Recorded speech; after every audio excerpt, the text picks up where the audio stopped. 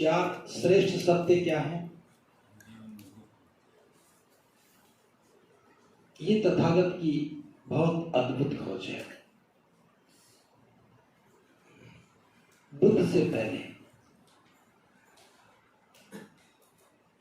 जब भी कोई घटना घटती थी तो लोगों का विश्वास था कि वो कोई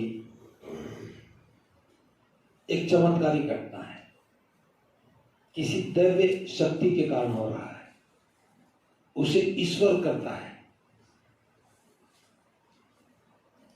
उसकी रचना ईश्वर ने की होगी। जैसे आंधी आ जाए, तूफान आ जाए, तो लोग क्या मानते हैं? ये कोई प्राकृतिक आपदा है, कोई देव या रुष्ट हो गया। अकाल पड़ जाता था, लोग सोचते थे कि हमसे कोई अपराध हो गया।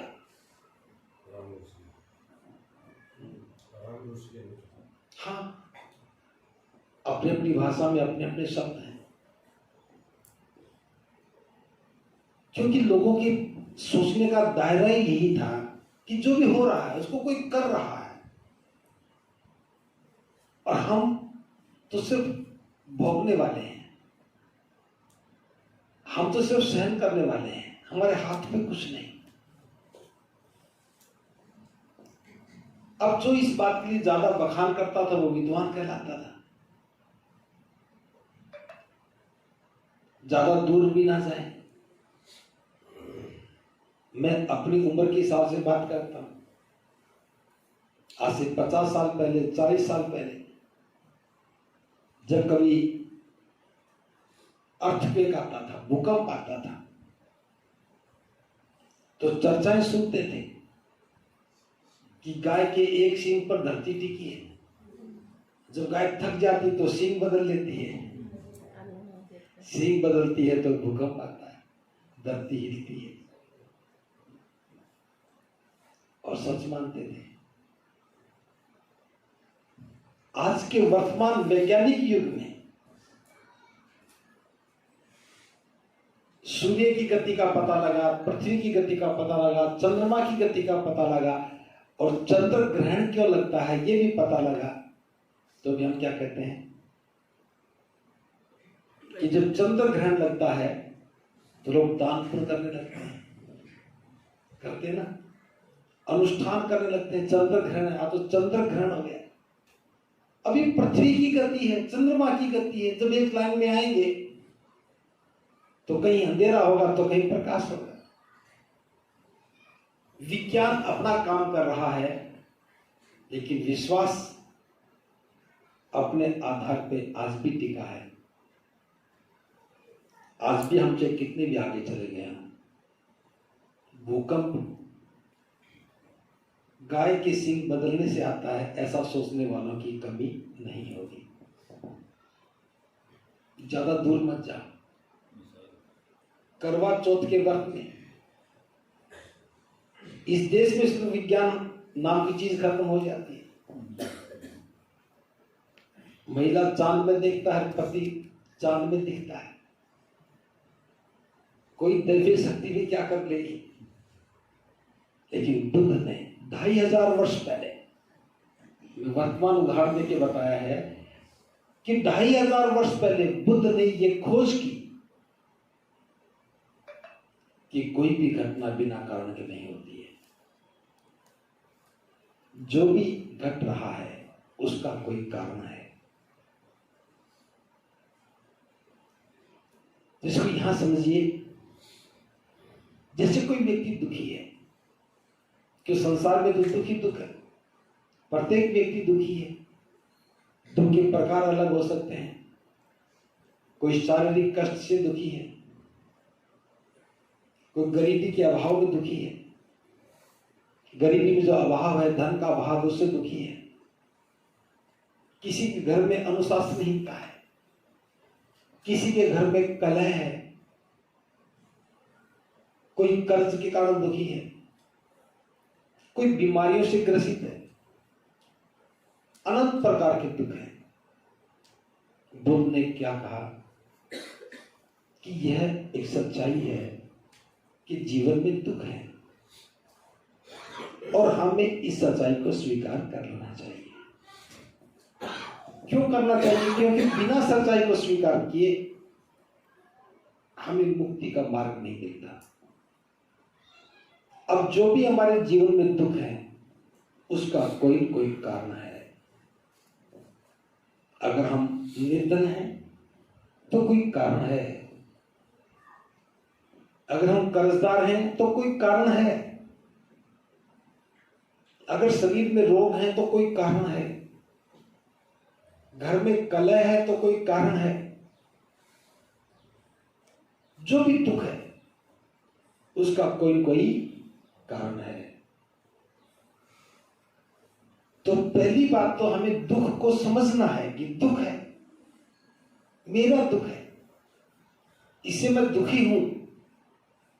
जब ये स्वीकार करेंगे तब दूसरी बात समझ में आने लगती है कि जो मेरा दुख है ये क्यों है।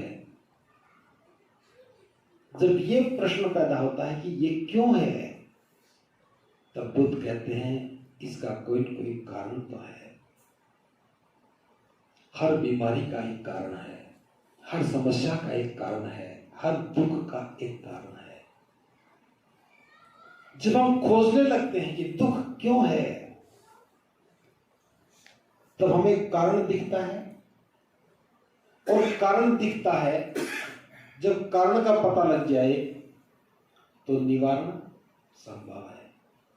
उदाहरण के लिए हम इस हॉल में बैठे हैं और इसमें पानी भर जाए और हम दुखी होने लग जाए। देखो कारपेट गीली हो गई, देखो यहां तो पानी आ गया, कैसे बैठे, ये तो बिस्तर भी गीले हो गए। अब दो ही बातें हैं, या तो दुख से दुखी होते रहो या ये देखो कि पानी तो है लेकिन ये आया कहां से है, पानी भरा कैसे है, इसका कोई कारण तो होगा। खोजने लगोगे तो पता लगेगा कि यहां से पानी आया।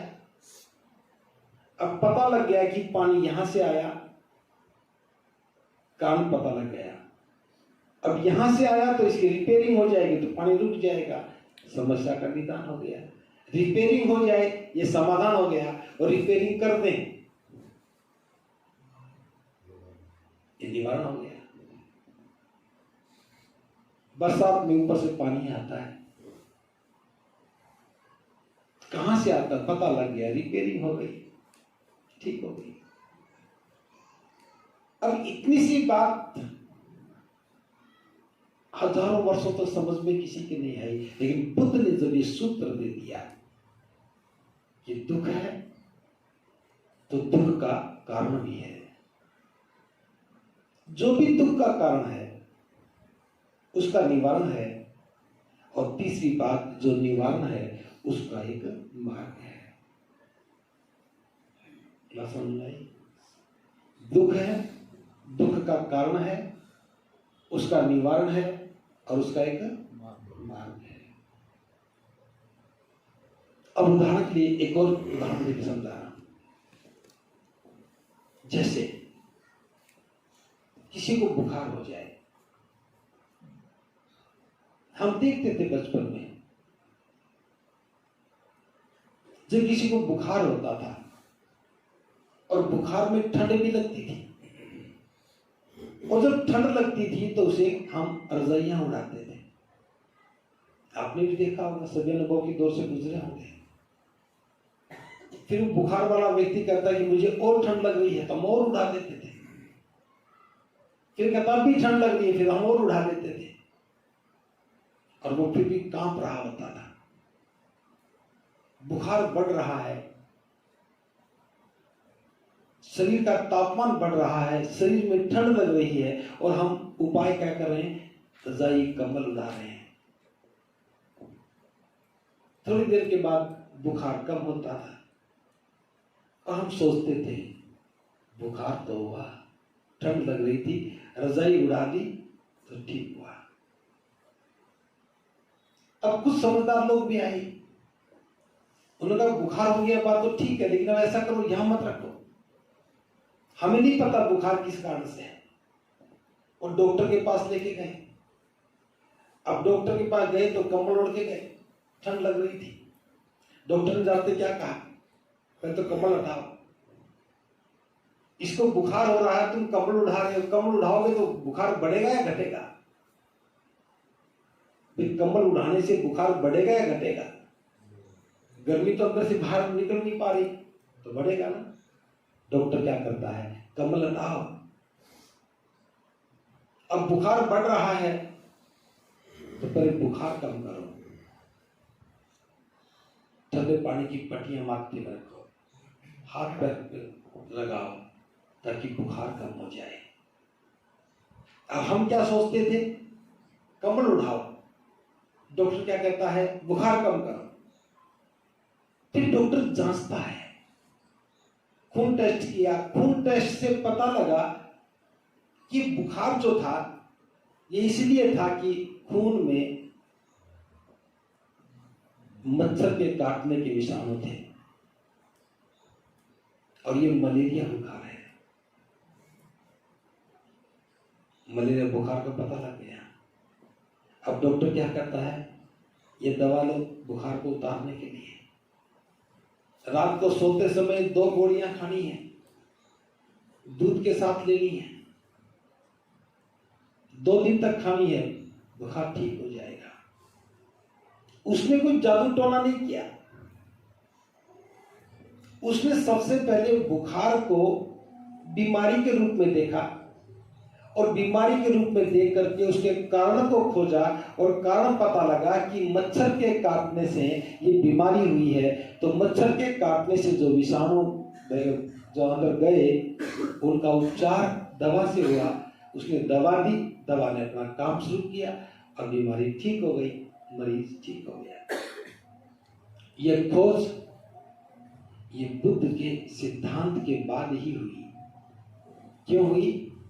क्योंकि जो दुख है उसका कारण जानो और कारण जान करके उसका निवारण किया जा सकता है और निवारण का एक मार्ग है। अब जो डॉक्टर पे भरोसा करता है वो निरोग हो जाता है, जो भरोसा नहीं करता वो टोने टोटके करता रहता है। अब हम आज भी, हम कितने भी विद्वान बने हों, बहुत सारे विषय पर हम ज्ञान का, विद्वता का कोई उपयोग नहीं करते हैं।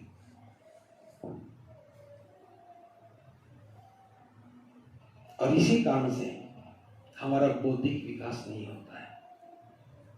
अब बुद्ध की इस अद्भुत खोज को जीवन के लिए कितना कल्याणकारी है समझाना चाहिए था कि बिना कारण के कोई समस्या नहीं है। तो समस्या को समस्या के रूप में देखो, समस्या के कारण को जानो, कारण का निवारण पहचानो और निवारण का एक तरीका है, उसका मार्ग है, उस पर काम करो, दुख दूर हो जाएगा। इसी सिद्धांत को मैं बाबा साहब के संदर्भ में देखता हूं।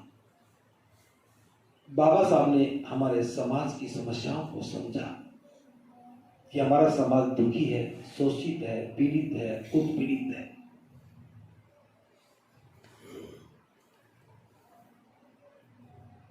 क्यों है? पहले तो बताया गया था कि पिछले जन्म में बुरे कर्म किए थे, पिछले जन्म में बुरे कर्म किए थे इसलिए दुखी है।